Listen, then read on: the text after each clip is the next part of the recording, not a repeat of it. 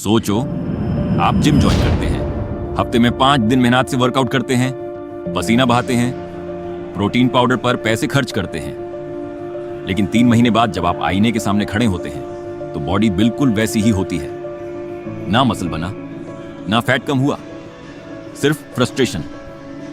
सच ये है कि ज्यादातर बिगिनर्स इसलिए फेल नहीं होते कि वो मेहनत नहीं करते, बल्कि इसलिए क्योंकि वो कुछ ऐसी गलतियां कर रहे होते हैं जो उन्हें खुद भी पता नहीं होती।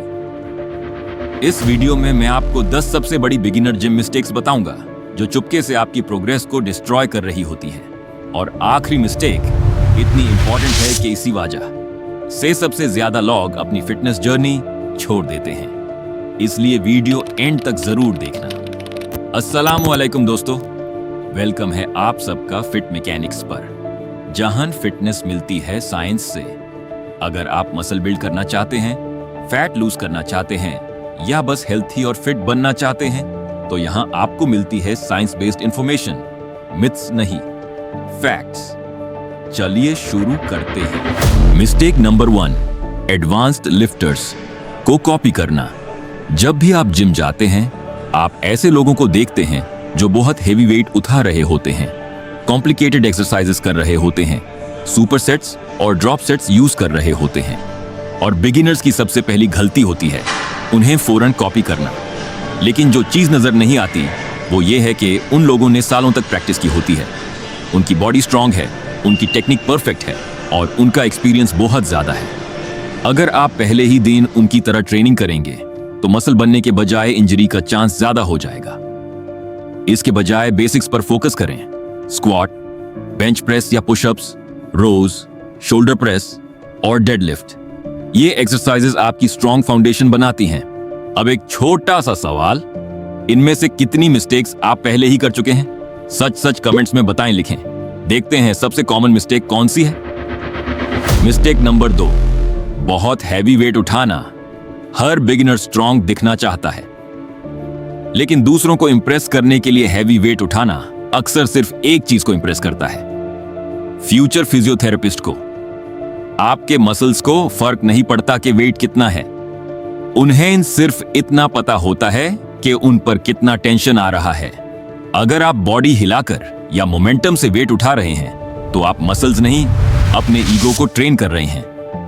वेट थोड़ा कम करें, मूवमेंट को कंट्रोल करें और हर रेपिटेशन को प्रॉपर फॉर्म के साथ कंप्लीट करें।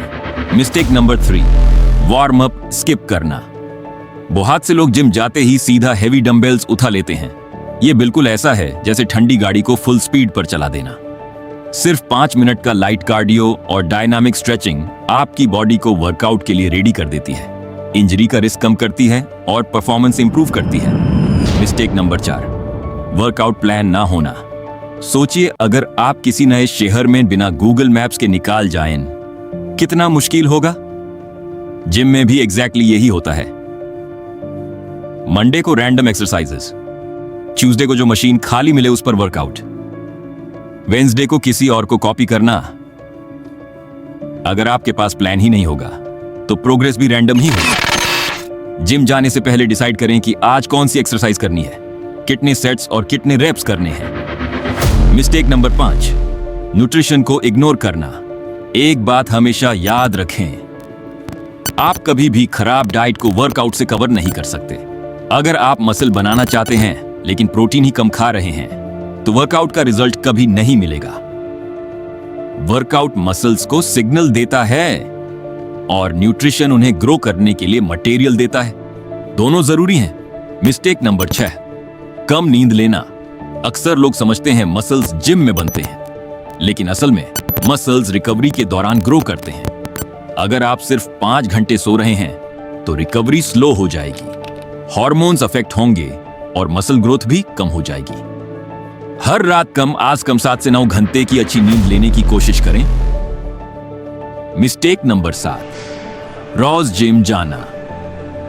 बहुत से बिगिनर्स सोचते हैं जितना ज्यादा वर्कआउट करेंगे उतनी जल्दी बॉडी बनेगी, लेकिन रियलिटी बिल्कुल उलट है। मसल्स को ग्रो करने के लिए रेस्ट चाहिए होता है। अगर रिकवरी नहीं मिलेगी तो बॉडी थक जाएगी और प्रोग्रेस रुक जाएगी। 3 से 5 दिन क्वालिटी वर्कआउट्स हर हफ्ते ज्यादा इफेक्टिव होते हैं। मिस्टेक नंबर 8, अपनी कंपैरिजन दूसरों से करना। सोशल मीडिया ने कंपैरिजन को बहुत कॉमन बना दिया है।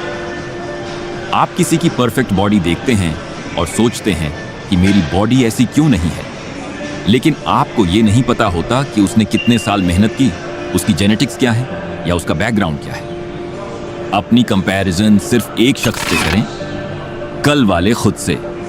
मिस्टेक नंबर 9, जल्दी रिजल्ट की उम्मीद करना। यह शायद सबसे कड़वी सच्चाई है। बॉडी ट्रांसफॉर्मेशन हफ्तों में नहीं होती, महीनों लगते हैं, कभी कभी साल भी।